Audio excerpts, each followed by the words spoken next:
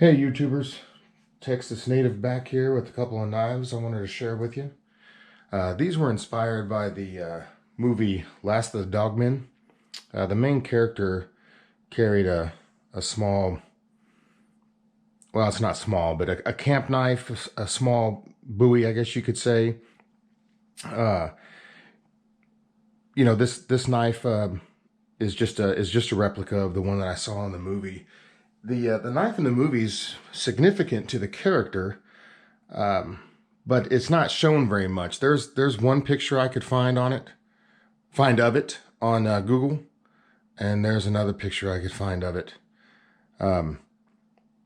Very hard to get specs or anything like that. I know that there's a few makers out there that make replicas. I think this originally was made by Robert Patton, I believe. And I believe Dern Knives now makes a replica of that knife. I went ahead and made my own. I made two of them, one for me and one for my wife. It was real important to me. I haven't seen a knife that has this slanted guard that kind of sweeps back a little bit. It was real important to me to be able to get that style. As you can see there, it kind of sweeps back there right at the end.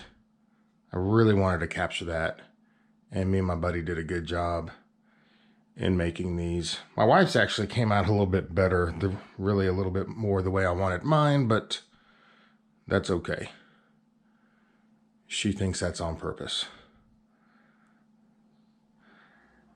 On the movie, it looked like there was some file work on the blade. I really couldn't tell. I went ahead, I wanted jimping, something to improve like a forward grip if I was, doing some carving work or something.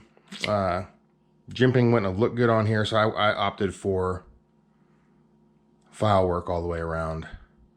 As you can see, she has pink G10 liners. They don't really jump out the way I thought they would, but that is what makes hers girly. And I just stuck with white on mine. Kept it real simple. 7-inch blade. Kind of a wide belly to get good cuts. A little bit of cutting power. And also, if I was to resharpen this over and over and over and over, I wouldn't wear away. Got some belly to wear away. The sheaths we made are just, they're kind of crude.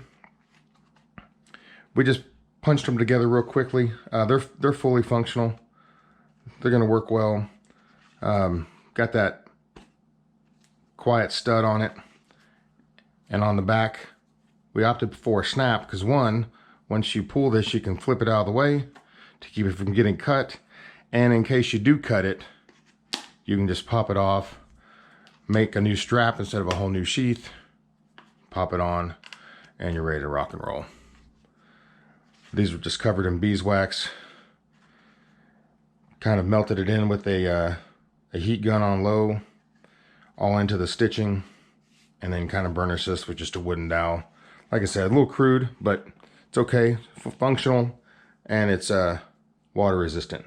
So I'll give you one more close-up look.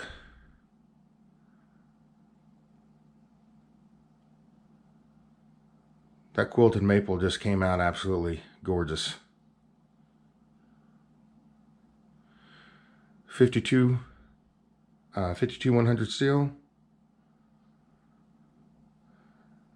It's been kind of my go-to since I've been making custom knives. I worked with 01 a lot. I really liked it. It was real forgiving. 52 100 did not come naturally to us to heat treat. We had to do a lot of research. But we finally got it down. It takes a little bit of work to get these heat treated correctly. But this steel is absolutely phenomenal. Just doesn't want to rust or pit on you, even if you leave it wet for a little bit. If you're camping and you're carrying it around and it's gotten wet and it won't start rusting. Oh, one started rusting on me before I even, before the camping trip was even over. So I moved on to this. It's a lot tougher and a little harder to sharpen, but has a lot better edge retention. So anyway, just wanted to share that with you. Came out really pretty, especially for my amateur hands and skill. Last of the Dogmen. See what you can find out on them. Really cool looking knife. Thanks, guys. Leave any comments below.